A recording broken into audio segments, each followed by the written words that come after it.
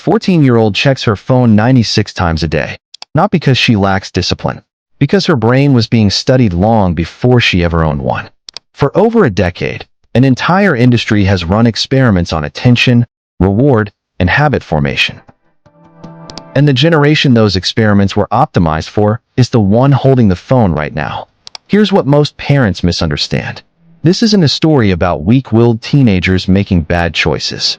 It's a story about which brain, out of every generation in human history, was the easiest one to hook.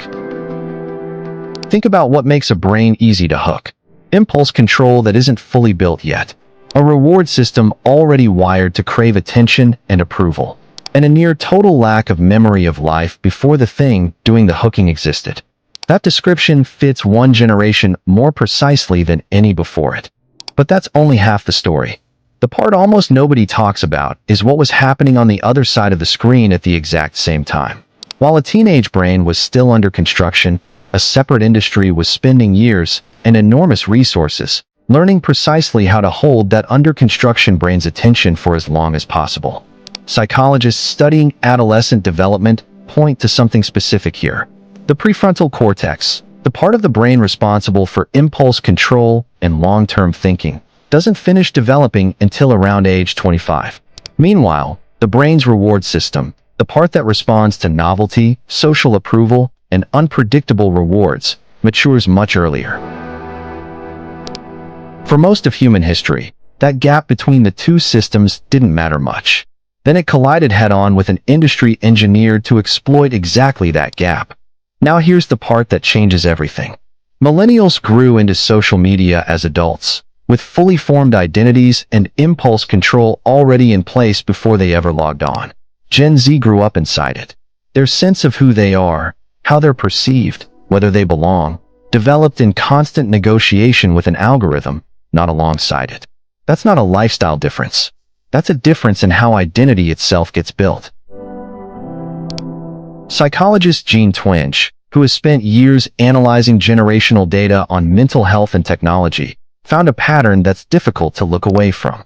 Rates of teen depression and anxiety began rising sharply around 2012, the exact period smartphone ownership became near universal among teenagers.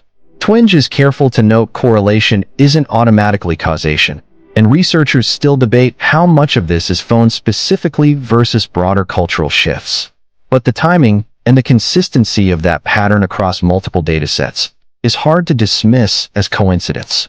So what's actually happening inside a teenager's brain on check number 40 of the day? It's the same mechanism behind slot machines, applied directly to a still developing brain. Psychologists call it variable ratio reinforcement, every notification, every like, every new post arriving as an unpredictable reward. Adult brains, with a fully developed prefrontal cortex, already struggle to resist this pattern. A teenage brain, where the impulse control system is quite literally still under construction, has almost no defense against it at all. But it gets even stranger. Adolescence is the developmental window when social belonging matters more than at nearly any other point in life. Peer approval activates reward circuitry in teenagers more intensely than it does in adults. Social media didn't create that need for belonging. It just built a machine that quantifies it publicly, constantly, and turns it into a number that updates in real time. A single post becomes a live scoreboard of social worth, refreshing every few minutes, visible not just to the teenager, but to their entire peer group simultaneously.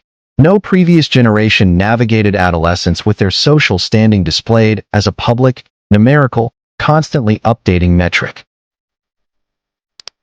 This reframes something many parents get completely wrong. When a teenager can't put their phone down, it's rarely about the content itself. It's the fear of missing a shift in social standing that everyone else already knows about. Researchers call this fear of missing out, but for Gen Z, it isn't a vague anxiety. It's a specific, well-founded fear that something socially relevant is happening right now, without them. There's one more layer worth knowing, because it complicates the simple "phones are bad" story most parents default to. Research on adolescent social media use is genuinely mixed. Some studies link heavy use to increased anxiety and lower life satisfaction. Others find moderate use, particularly for maintaining real friendships, correlates with better well-being than no use at all. The difference was never the phone itself. It's the pattern underneath it, passive scrolling through other people's curated lives versus active connection with people who... So once a parent understands the mechanism instead of just the symptom, what actually helps?